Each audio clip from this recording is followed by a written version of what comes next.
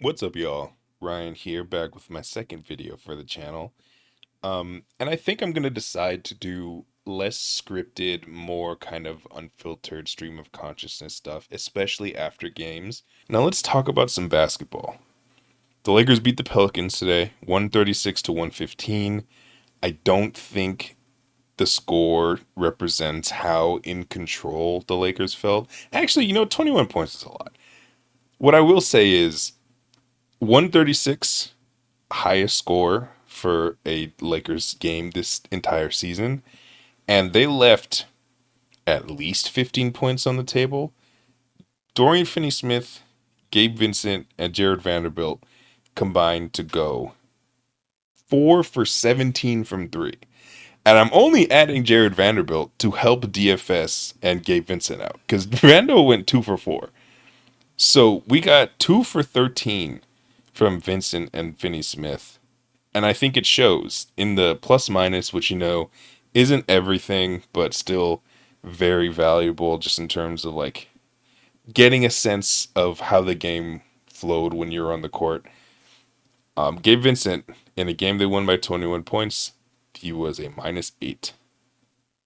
It was tough. It was tough watching him play. And I think that's going to lead me into my point. Like I said, I'm going to try to do one of these after every game. And we have a lot of really big games coming up, so it's going to be really interesting talking about it. But I don't want to just like kind of recap. I feel like there's something to take away from every single game. And this one really showed me something. One, Luka absolutely unstoppable. But unfortunately, I'm going to be negative today. Let's not talk about the unbelievable game that put Luka Doncic immediately into hollowed ground when it comes to like the 30.14 or 30 points and 15 assists game. Only four people have ever done that in Lakers history, like that type of stuff, which we will see so much more often because Lakers have never had anyone like him. No one's really had anyone like Luka, just to be clear. But like I said, we're getting negative. And that's probably an overstatement, but genuinely, there's something that I saw from this, from the way the last couple games have operated, especially without Reeves and Rui, is that let's take it to okay. When you watch Luka Doncic's highlights in the playoffs, there's some absolutely massive, massive, massive shots that he's made in his career, and I'm not taking anything away from him at all. I don't even know why I phrase it like that because it's just pure positive. But he is only guardable by blitzing. And guardable is like a stretch. It's just the only coverage that you can't like you can run against him. You will get destroyed every other way. Um I mean people switch against him, but then Luca tells you to stop letting you guys switch your center onto him and he talks to your coaches and your bench and says he needs to come up and he did that again today. But my point is in bringing up DFS and Gabe, who, by the way, despite shooting poorly, played a really hard game like they always do. But the point is, you can force, I should say, the ball out of Luca's hand, and sometimes he'll just win it anyway and just shoot over you. But a lot of the same way when you switch as on defense, it's probably the best way to cover yourself, but you're also letting the team the team you're playing against can dictate what matchups you get. Like you think about switching defenses and you see a team like OKC where they're completely switchable and at every point of the game they will have five defenders that they feel comfortable guarding the ball. And that's fine and I legitimately respect that. But when you switch and that's what you're committing to, you're allowing the team to say, okay, thank you. I'm choosing who's going to guard me. And that's going to happen 48 minutes a game for a 7 game series. Not saying it's impossible to win that way, but you're conceding something. And that's the point.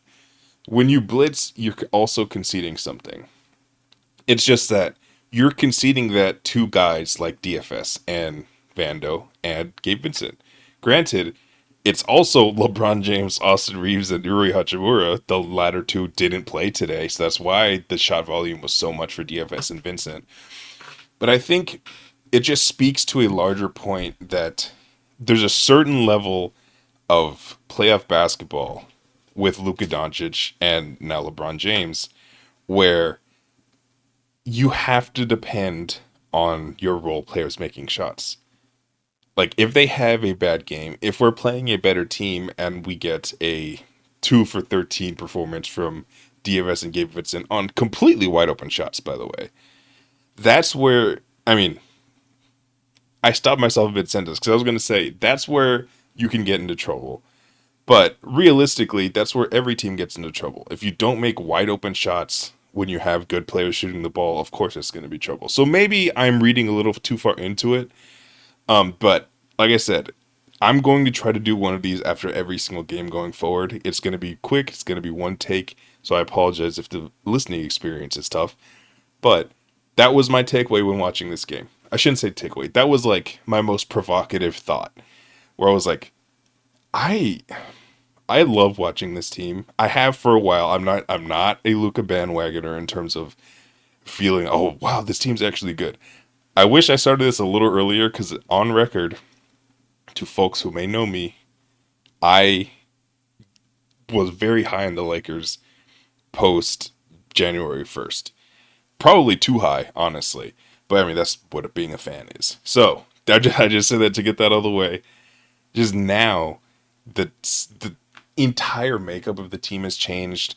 It weirdly makes more sense now that AD's gone. Like, just like the way the pieces fit into each other. It's just, I needed to say something to keep me grounded. I think realistically, I apologize. You guys just heard me vent for 8 minutes because I needed to talk myself into not being delusional. I think that's what this video is. And it is real.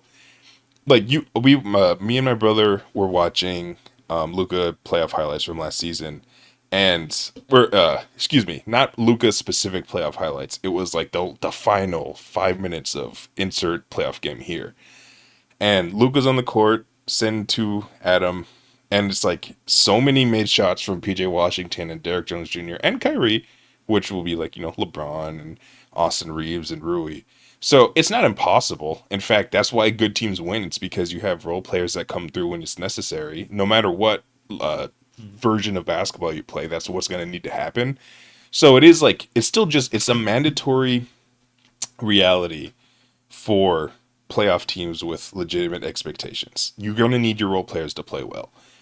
But it is something, it's a little unnerving just as a fan when you think about your star players being so good that it forces your role players to shoot more, and it's tough. And it's weird because guys like Giannis, they don't have this, even though Giannis is a bona fide NBA superstar.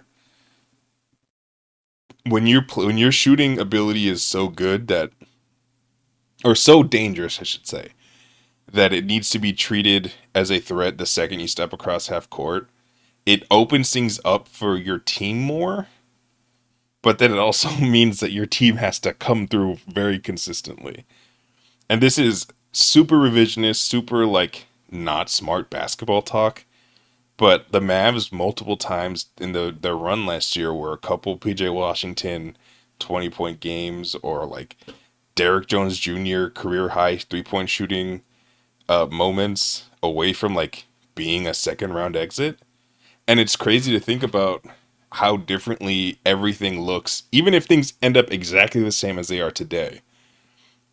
The swing from being like, you, national media perspective can't be, you just broke up a finals team. Instead, it's you just broke up a team that lost in the second round again. And it's all contingent on role players. And I don't know, it's a scary reality for any fan, because this is the case for every single team. The Thunder, the Thunder especially, actually. Once I start expanding into more like NBA takes, you'll hear my Thunder takes. But it's just, it's scary, but also at the same time, it makes me really appreciate basketball, because for as much as an individually dominated game this is, you still have to rely on your guys. Every single player on the court has to be able to provide something. And if not, you end up like the Pelicans.